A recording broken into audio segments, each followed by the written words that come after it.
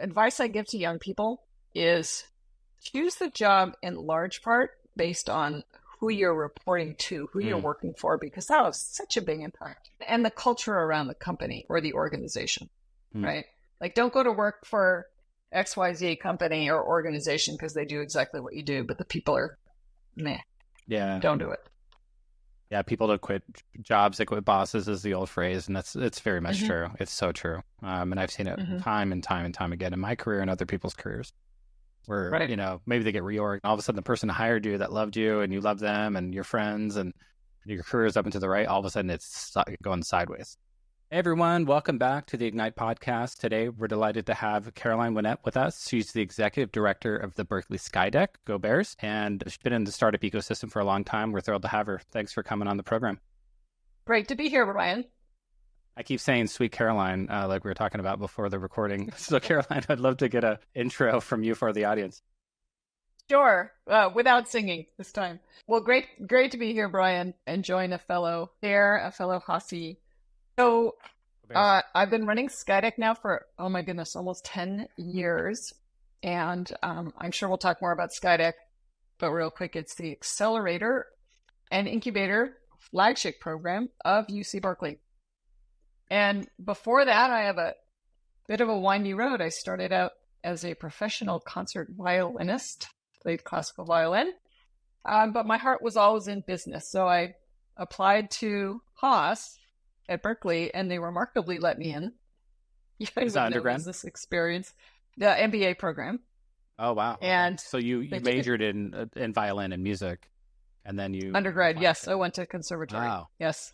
Yeah. Did you do anything between the conservatory and the MBA? Any work experience? Was they just what you? I was a professional. No, I was a professional violinist during that time, and a hardcore rock climber, actually. Wow. Yes, it is unique. So yeah, I was very busy. I played violin. I played in an orchestra in the Bay Area, and I got really into rock climbing and climbed El Capitan. So that's another story. Way. Yeah. You didn't free solo it though, right? You did the, No, I had ropes. Yes. You had ropes. Yeah. So after my MBA, I started my career as an entrepreneur. I did a little bit of time running my family's business after my father retired. That was an outdoor guidebook publishing company. That was really fun. But my heart was in starting businesses, so I started a whole bunch, and I like to joke, before Skydeck, I was a serial entrepreneur, because most of them died, of course, but 2 of them didn't. That's and hilarious. The first one that didn't die, I don't really claim credit for. I was on the founding team, but you don't see it on my LinkedIn because other people grew it. And that was a company called Boardvantage that was acquired by NASDAQ. And that was a company to do remote meetings for corporate boards back in the day when nobody did that. So quite ahead of our time. And then the company that start to finish 0 to 5 years later acquisition, the blazing fast ride, was a company called NeuroFocus. And that was a company that used medical grade EEG to measure brain waves and turn those black squiggly lines into insights for brands. And it was very successful very quickly. We went from 0 to 25 million in revenue in 5 years. It was an absolute lovely, wonderful tsunami of everything. And then we were acquired by the Nielsen Company, where I stayed for about a year going, how interesting to be in a large company. This is very interesting. And after that, I realized I had to go back to my natural habitat, which is startups. So I started doing advising. I did a little angel investing, then ended up being invited to run Skydeck, and the rest is history. And it's just been great since then. An amazing journey. What was there's so much to unpack in your background. It's so interesting. But, how did being a professional violinist inform that journey, you think? So surprisingly so, incredibly well. It was the best thing I could have done. And let me tell you why. There's something that professional violinists, all professional musicians, need to develop at an extremely high level that is the same thing that founders need to have at a very high level. And that is discipline and hard work and sacrificing many things for that one thing that you love and you're passionate about and you really want to bring to life. That's what we have to do to learn to play the violin in the kind of circumstances I did playing professionally. It's really brutally demanding, but it's wonderful too. So when I became an entrepreneur, I had that discipline, and that served me incredibly well. Yeah, I mean, as a professional musician, you're practicing, 4, 6, 8 hours a day, every single day, right? You are, and it's very meticulous practice too. It's not just like I'm going to sit down and jam out. It's like, okay, I got to learn this piece and all the intricacies of it, and you have a coach, and I mean, you're really, really working hard on with a lot of discipline, as you said. Right, and the same way, an instrument is unforgiving. You can't leave the violin for a few days and go, I'll just practice more this weekend. No, you lost that time. And it's the same with a young company. You can't just leave it for a little while and go, I'll just do all that work later. You've lost that time. You haven't had that growth. You've slowed down.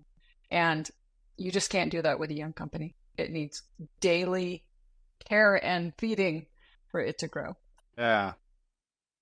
I like that analogy. Yeah. And the crossover. And then let's talk about the climbing for a bit. I mean, climbing El Cap is a pretty rare feat in itself. I mean, did you do that? Did it take multiple days? What was the preparation like? And what was that whole experience? So it was kind of the culmination of about 4 years of being a weekend warrior, going to Yosemite Valley just about every weekend I could and taking weeks there. When I get into something, I really get into it. Let's just say that. The common trait of entrepreneurs and and I'm the same way. It's just, I'm all the way in or all the way out. Yeah.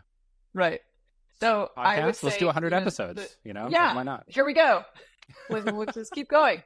I got all day. Let's keep going all the way. So I'd say the single thing that is the cornerstone of climbing is focus, in a way that's kind of unique. Of all the things in my life I've done, the violin requires focus. Your startup requires focus, but that in the moment, come on, grasshopper, you must pay attention. That in the moment focus, there's nothing else like it. I mean, there are other things like it, I'm sure, but climbing is one of those things where your brain has to be completely focused on those little tiny variations in the rock right in front of you. That's one. And the second one is that you are literally, someone else has their life in your hands, literally, as you belay them, and you better pay attention.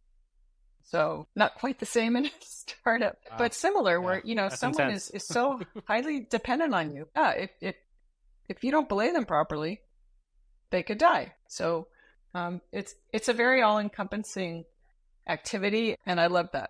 I love that time where everything tuned out except the rock, the rope, and my climbing partner, and nothing else mattered.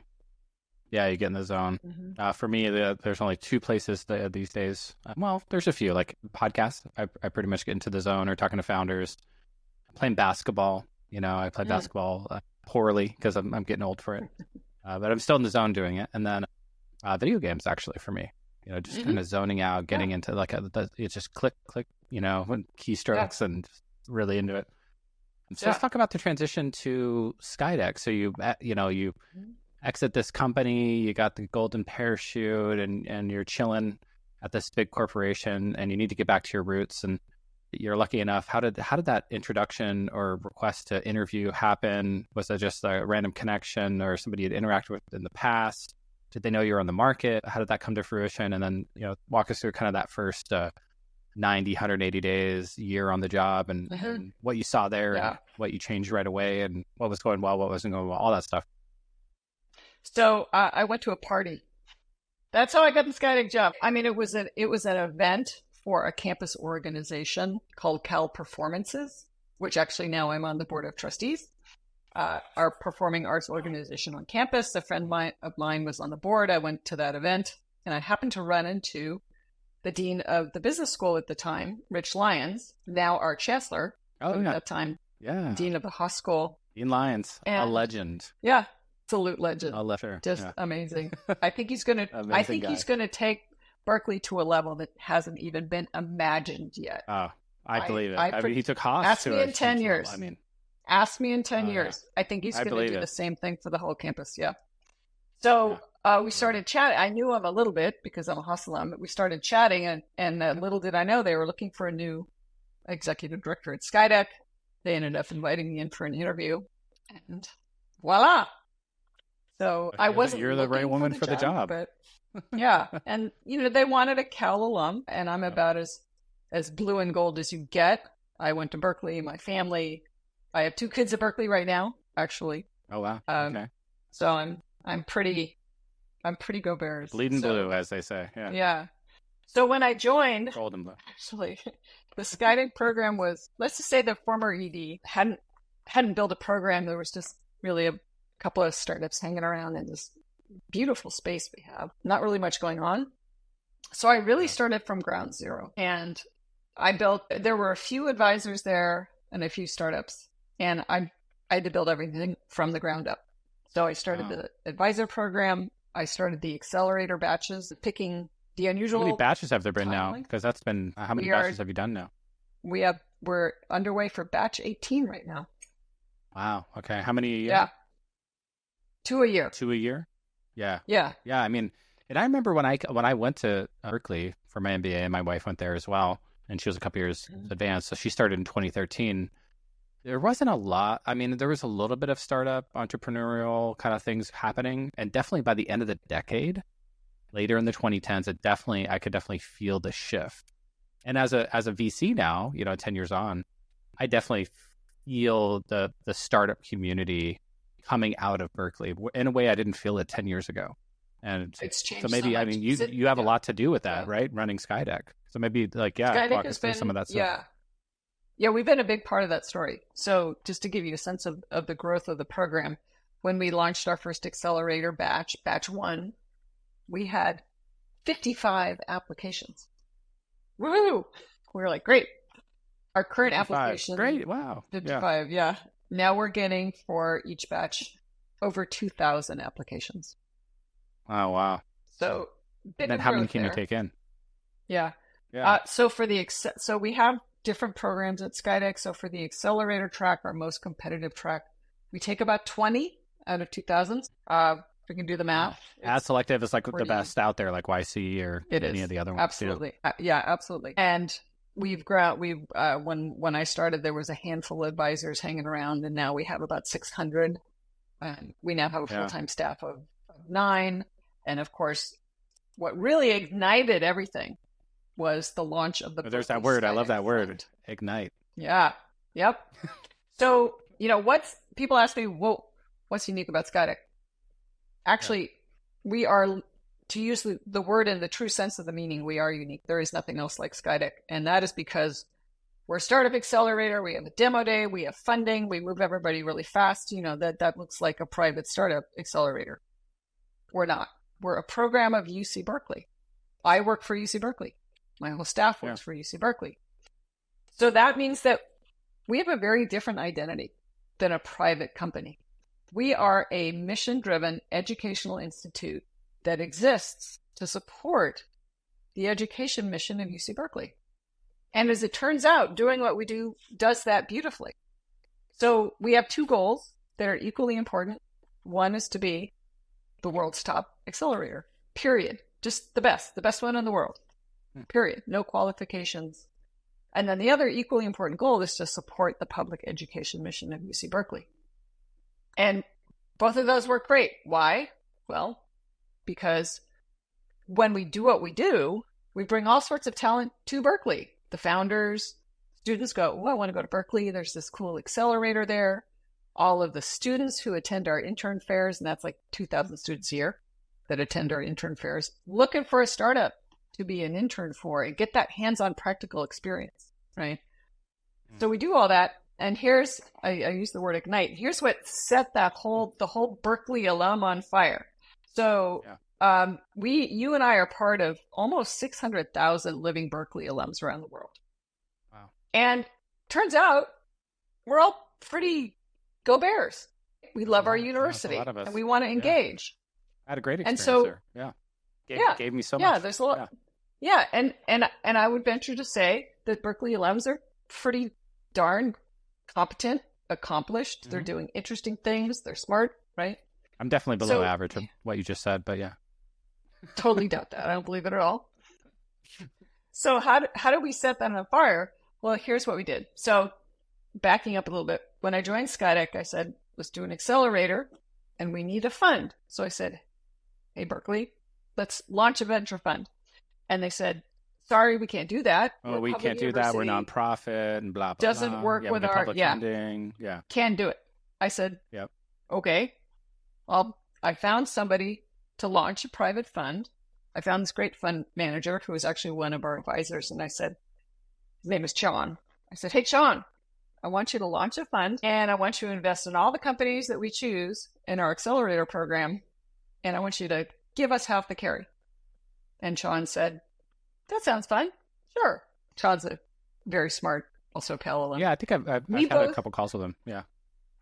Yeah. Sean Tang. And we both thought it would be a kind of nice little $10 million, Go Bears fund. It absolutely exploded. They're now raising, about to raise Fund 3. The fund's doing incredibly well. Our program has exploded in the good way. That half of the carry is going to get pretty interesting, right? Yeah. So here's what and that goes back to the university or goes back to Skydeck, or how's that structured?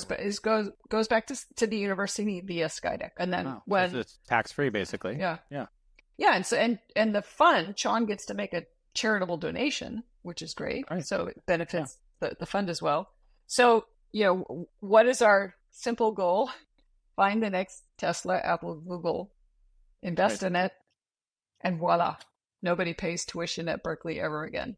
That's a bit of a long shot, moonshot, for sure. But it can happen. You can get a foundation big enough. I mean, look at some of the other, like the Yale and the Harvard and the Stanford. It's like they have huge endowments, right? That generate a ton of return. Yeah. Yeah. We keep at this and those returns are going to look interesting. And so here's how we set that, light a match, set that network on fire.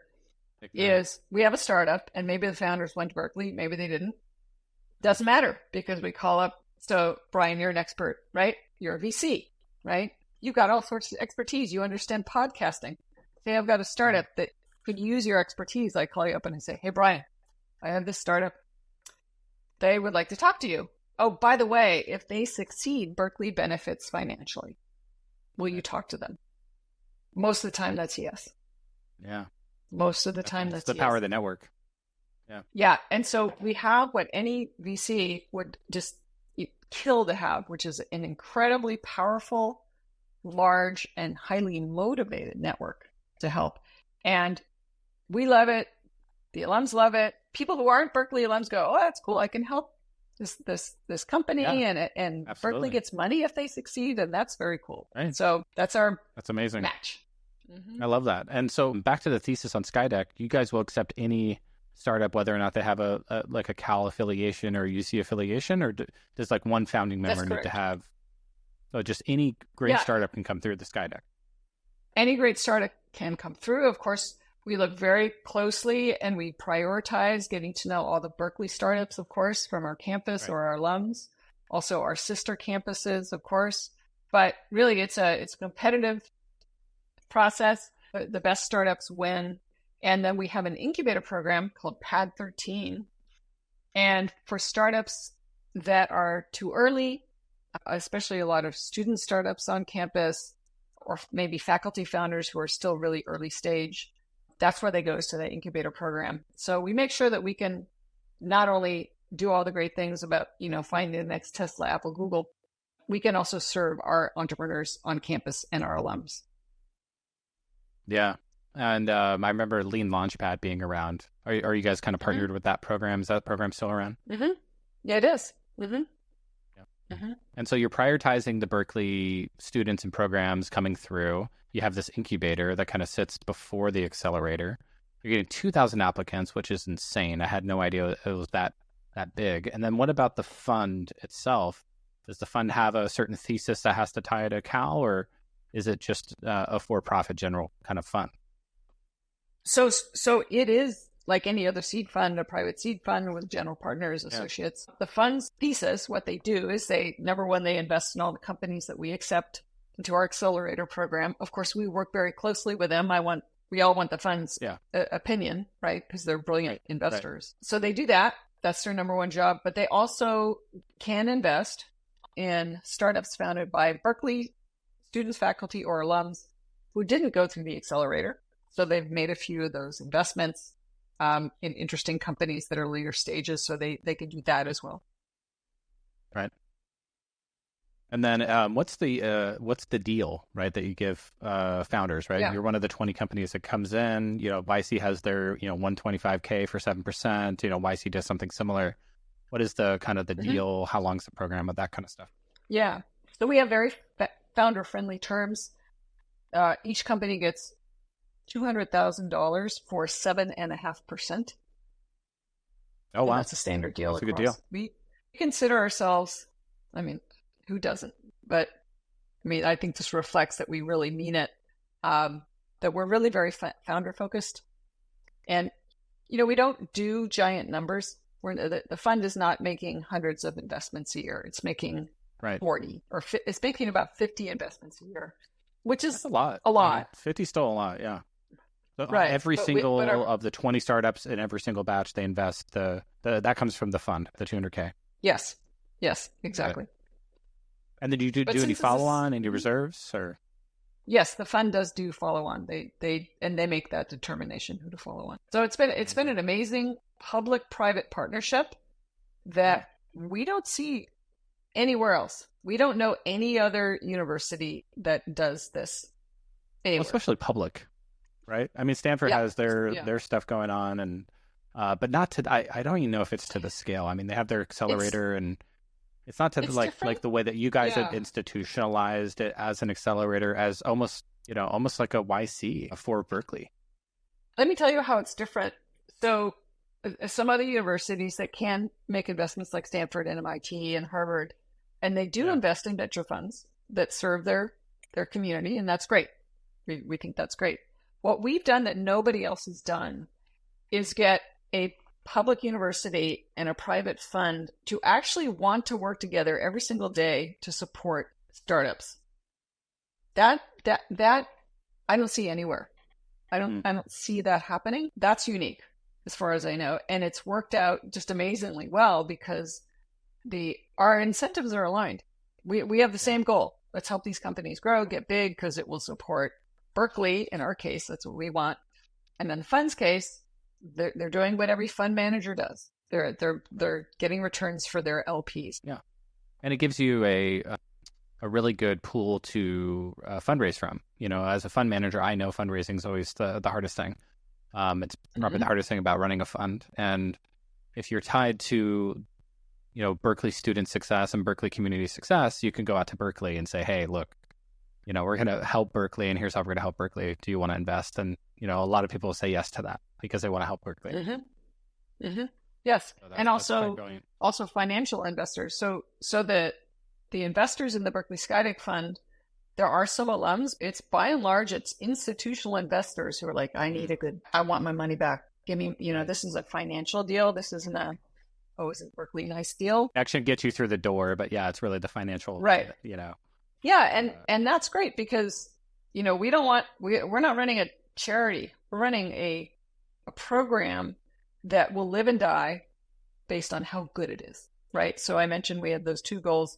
The other goal is be the world's top accelerator because we're Berkeley and we're fanatic about being the best. That's what we do. That's a Berkeley value.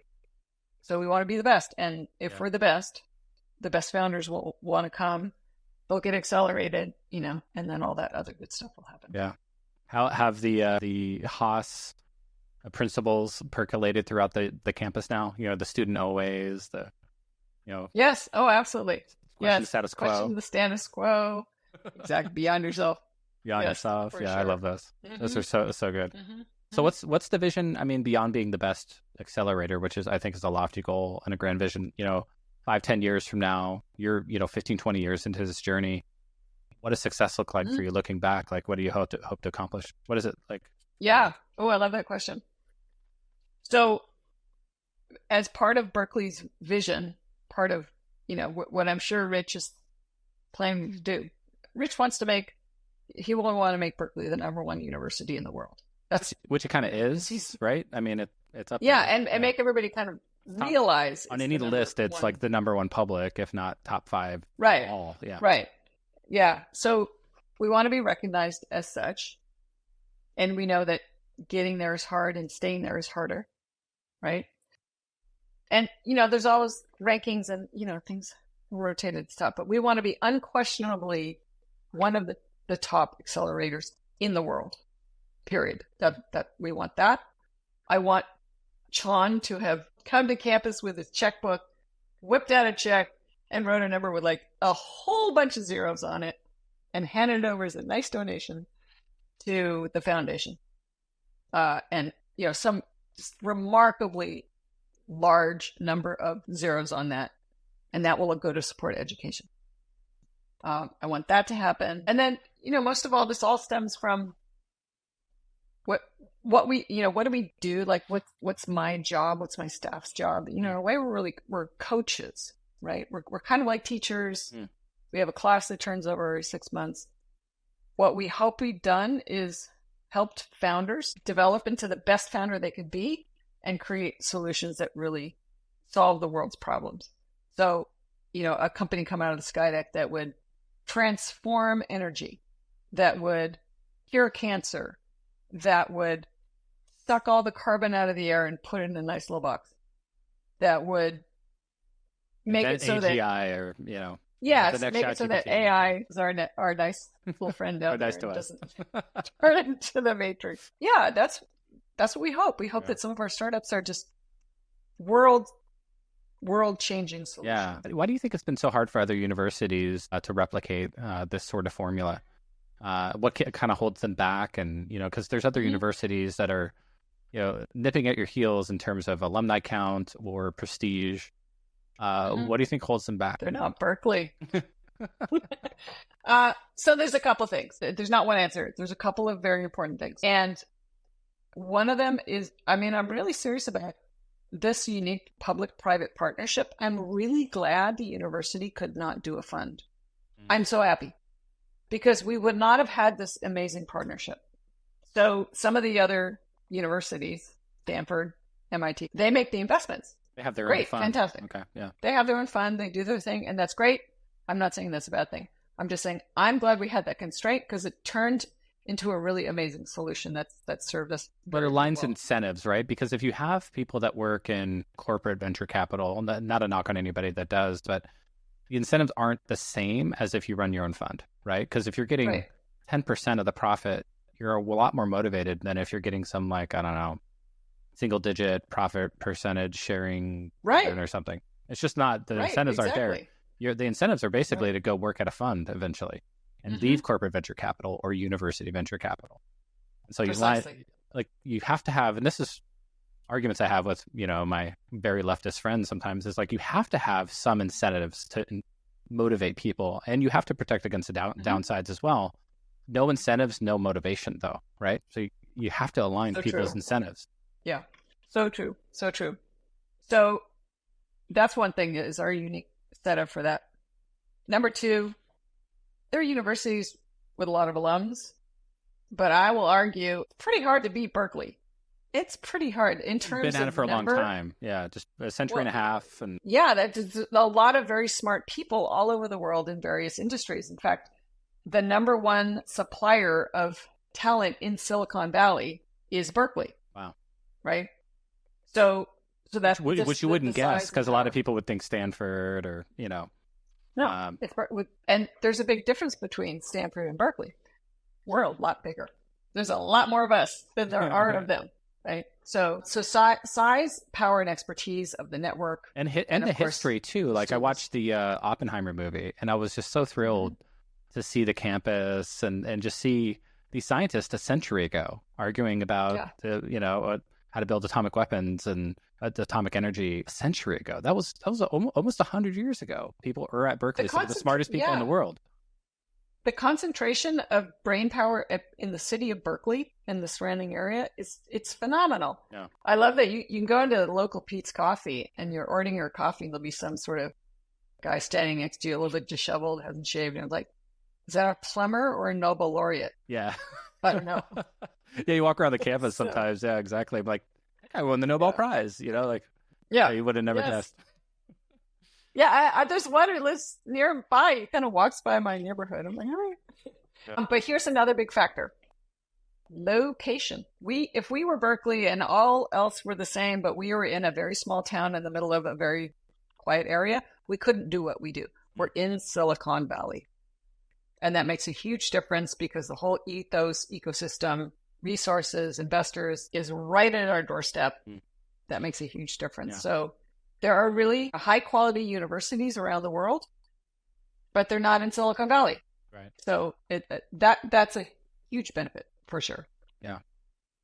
Well, let's switch to a quick rapid fire questions.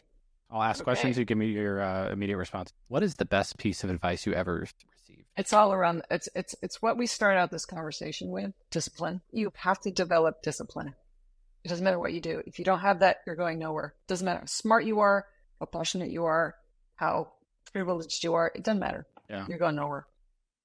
For me, I've always had trouble disciplining myself into something I'm not passionate about. So how do you, or like, I tend to burn myself out too because I work too hard. So I think part of discipline is finding balance too, not working 16-hour days because you're super passionate and you're super disciplined, but also having discipline to go, hey, I need to rest a little bit here and unwind and having ways to create space in your life as well. Yeah. Well, the privilege of doing something that you absolutely love doesn't always come early in life. And, I am incredibly fortunate that the job I have is absolutely fantastic. I love it. It is so fun. And my startup was fun. Absolutely. Playing the violin was fun. Yeah. But not every position I had, not every startup, not everything I did was a lot of fun. Yeah. How did you deal with that, and how long did you deal with that? Because, when I got to Wall Street, I worked, really hard to get there. And I thought I really liked finance. I loved learning about it. But the practice of doing it, I really despised. I was working 14-hour days, staring at a spreadsheet. Yeah. And I was like, I hate this. I hate my life. And I didn't last that long. Like, how long do you, when you had these bad experiences where you're like, gosh, I'm not passionate about what I'm doing. Like, how long did it take for you to change? And when did you know? And how did you listen to yourself on that? I would count myself extremely fortunate in my life. I was able to architect my life a lot of the time the way I wanted to. And I know not everybody gets to do that. Yeah. I was able to ramp up my startup career on my own terms. And I didn't have to do a lot of things. I never had to do anything that I really didn't like. And I know sometimes people, sometimes you got to. Yeah, sometimes you got to. But I think it's a good rule of thumb for your life, right? Like, if you are doing something you don't like to do, how can you take a step back, look at your life, and kind of say, what changes can I make to do? Yeah. Take a step towards doing stuff I like to do. And, I've quit so many times in my career. Like, I've quit probably hundreds of times. I could go back and tally them all up. When I was just like, that's a lot of quitting, Brian. Yeah, I'm a great quitter. I'm world class. But I iterated my way through quitting and pivoting to venture capital, which I absolutely love. And I never thought I would do this for a living, but I love it. And I love doing this podcast as well. But it's because I quit so much and I wasn't willing to keep doing the things I didn't want to do, Well, I will say that a lot of what happens to you or your experience of your work is highly impacted by who you're working for. You could be working for a fabulous person who's just amazing and something you're not that wild about, and you're going to have a good experience, vice versa. I'm in my passion dream job and my boss is just a disaster. So not Dean Lyons. Yeah. In fact, until he became chancellor, I worked for him. He oversaw the Skydeck Fund, not as boss, but as a kind of a reporting function, kind of like a board member. Yeah, that was amazing. But advice I give to young people is choose the job in large part based on who you're reporting to, who you're working for, because that has such a big impact. And the culture around the company or the organization, right? Like, don't go to work for XYZ company or organization because they do exactly what you do, but the people are meh. Yeah. Don't do it. Yeah, people that quit jobs, they quit bosses is the old phrase, and it's very much Mm-hmm. true. It's so true. And I've seen it Mm-hmm. time and time and time again in my career and other people's careers where, Right. maybe they get reorged. This happened to me at Microsoft, you get reorged and all of a sudden the person hired you that loved you and you love them and your friends and your career is up and to the right. All of a sudden it's going sideways. Right. Because now you're working for Right, somebody right. you don't like. Who is your biggest inspiration in the business world? A great question. At what point in time? Well, So many. past, present, Yeah. future. Yeah. You know what? I'm going to tell you about a friend of mine that nobody knows. And I'll tell you why. So a friend of mine, her name is Moon, is a very successful businesswoman. She owns several buildings. She owns her own medical business. She has reinvented her career several times. She's always been very successful. She came over from Vietnam when she was 14 on a boat. And there was a brother here and an uncle living in an apartment somewhere. She couldn't speak the language. She had no connections other than her brother and her uncle who had also recently arrived. She left her parents. She didn't have an education.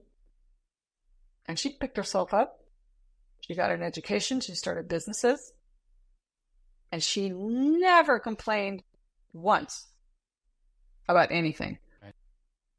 And that's the kind of person who will always succeed because she's incredibly disciplined. She's always looking at things in terms of how is this a positive opportunity? Right? How do I turn this into an opportunity for me? And she never blames anybody.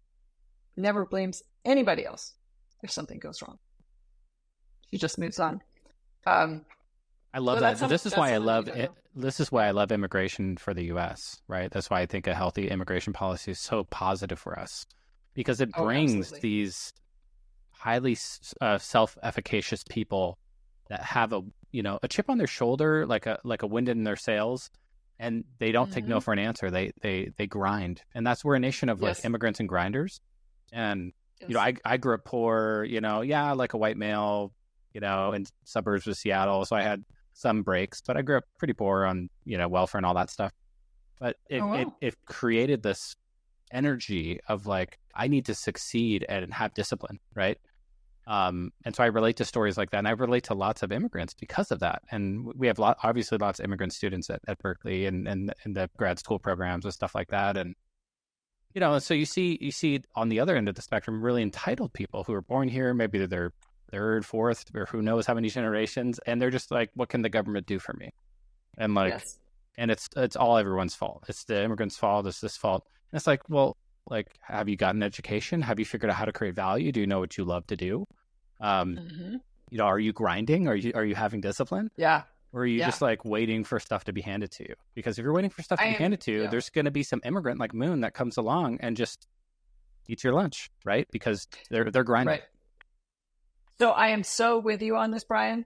Not just my friend Moon, but my co-founder at my successful companies and first husband was an immigrant from India. Wow. And he did have something when he came over.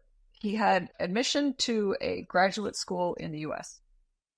That's what he had. He had no money, no connections, right? A middle-class family in India, which, not by Indian standards lived pretty well, but by American standards meant he had nothing. He came over with $40 in his pocket. Wow.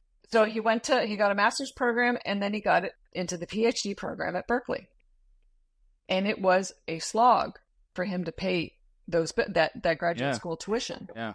And it was very difficult. And he said he would go to the famous Top Dog in Berkeley, right? The famous hot dog place. And he was a vegetarian. He was poor. He was a poor guy. Yeah. So what he'd do, he'd go to the store, he'd buy a block of tofu, and he'd go to Top Dog, and the people at Top Dog were, okay, it's pretty again. And he would spoon on like the relish and the hot sauce and all that stuff, and he would eat the tofu. And that's how we had a nice fun meal, because he couldn't afford anything.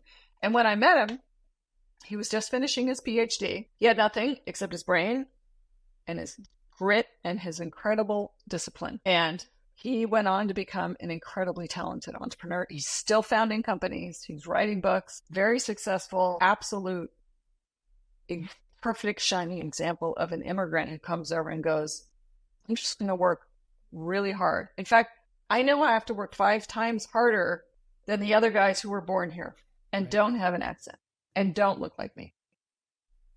And he never complained. Yeah. He just did it. Well, complained once or twice, but of course, just at home. You got to vent a little bit to somebody. Yeah, he would vent at home, but when he went to work, it was all that's all gone. Yeah, I'm here. I'm doing my thing. Yeah, there's interesting statistics on this about entrepreneurship and unicorn founders, and I think it's something like 50 or 60% of unicorns have an immigrant foreign-born co-founder. Yes, it's a very high number. Yeah, absolutely. And so I'm with you on this.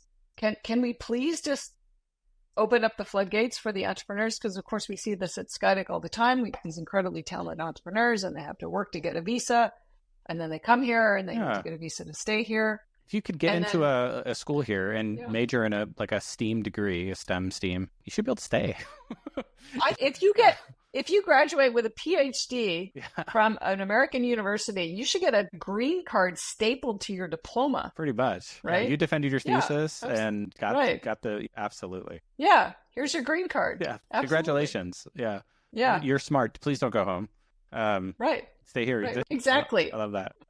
What is if only we ran the government? What is your favorite book on business or entrepreneurship? That's a good question.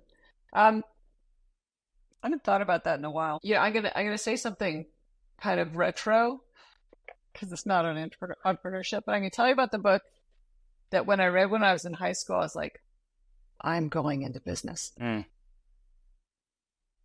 was the Ayn Rand books. Oh yeah. Yeah. Now I will say same experience.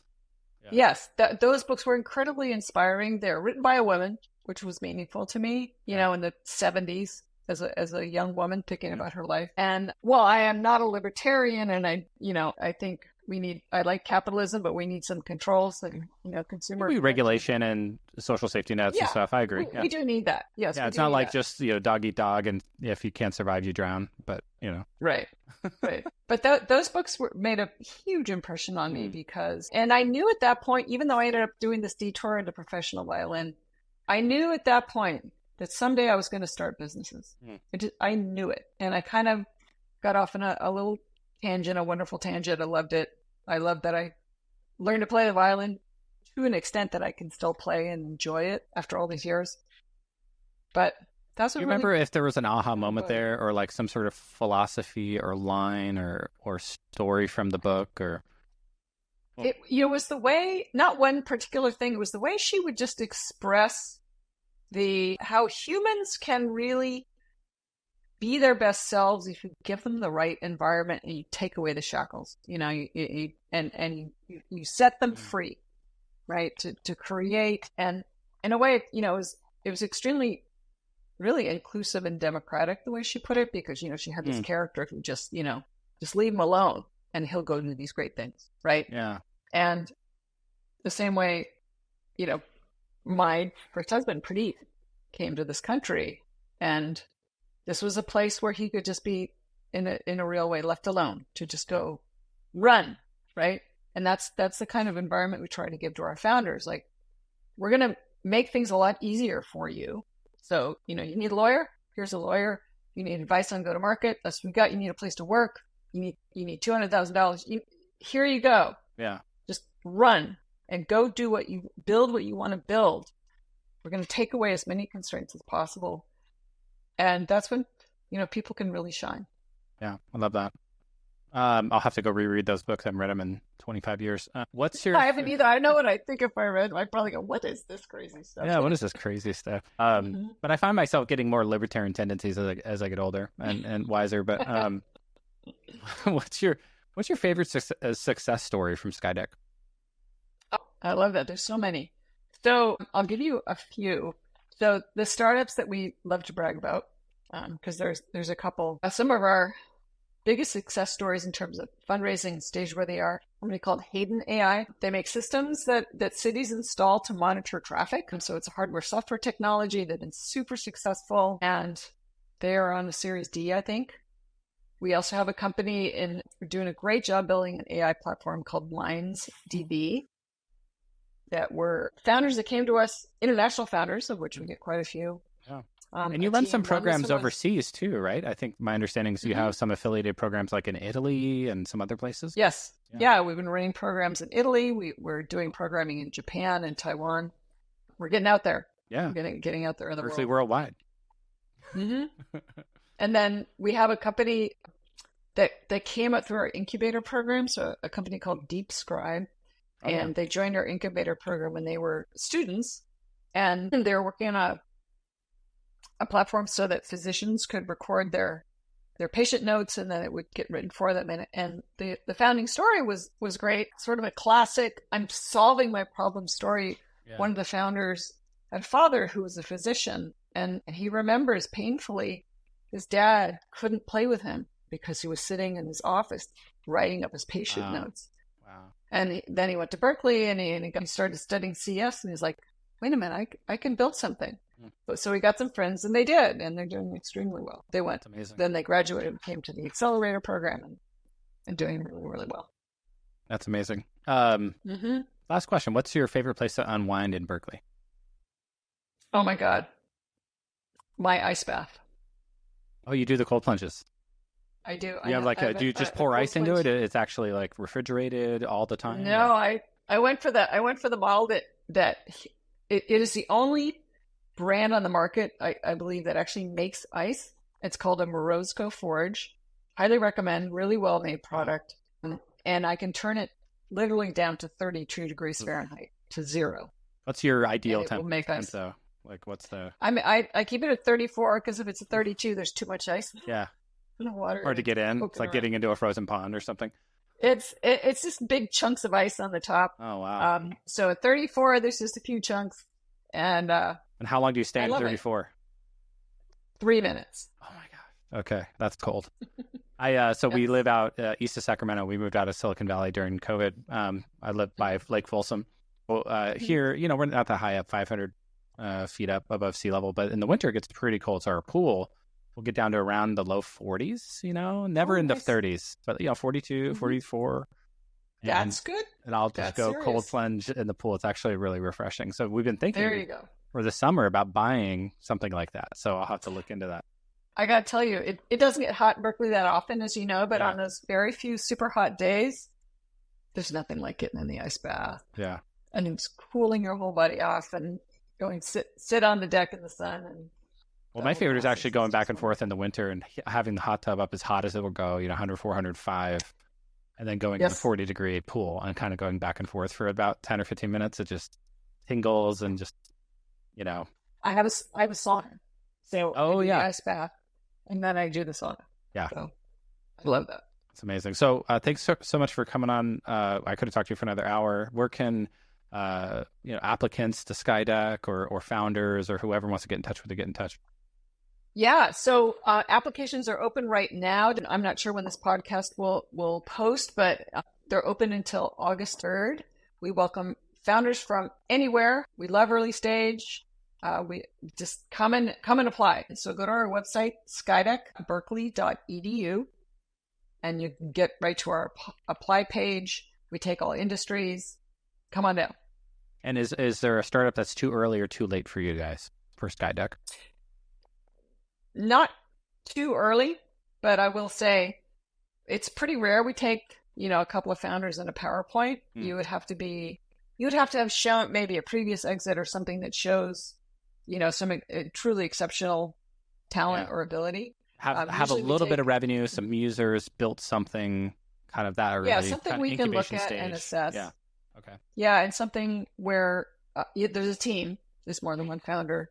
But we are the first money in for probably 40% of the batch. We can be the first money in. And too late, we've taken startups that have already raised and maybe a $10 million valuation. And what the fund can do, and accelerators often do this, is to get to that 7.5% for 200,000 without giving the startup a down round, is simply to take a portion of that 200,000 goes at that valuation, that